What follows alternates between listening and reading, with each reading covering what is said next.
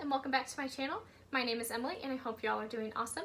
Today I've got another video in my Pride Month series talking about LGBTQIA+ identities. We're going to continue talking about gender identities.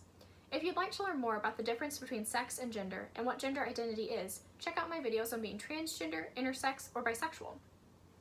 But to review quickly, sex uses physical and biological characteristics to classify someone as either male or female.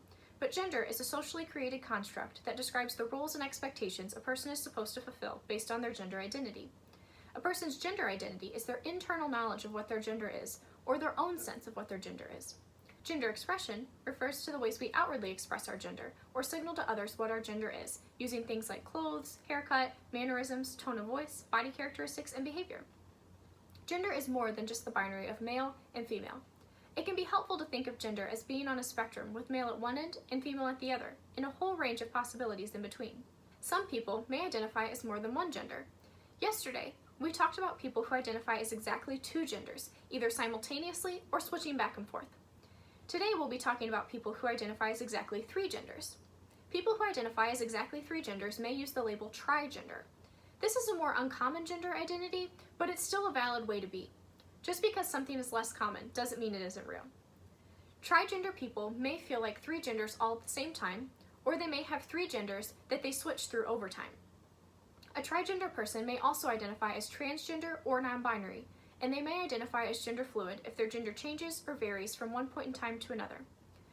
Trigender people can identify as any three gender identities, including male, female, and non-binary identities. Trigender people can be of any sexual orientation.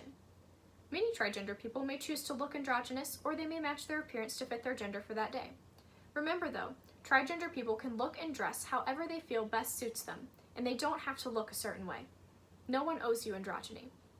Always be respectful of a person's preferred labels for their gender identity, and don't force a label onto someone just because you think it fits. I hope that this video has been helpful in defining what it means to be trigender. Check out the description box down below for my sources if you're interested in learning more. You'll also find resources for finding LGBT+ affirmative therapists and for crisis and suicide hotlines. If you are considering suicide, please do call a hotline or call 911. You are worth it, and suicide is never the answer. Thank you all for watching this video, and I hope you have a great rest of your day. I can't wait to see you in the next one.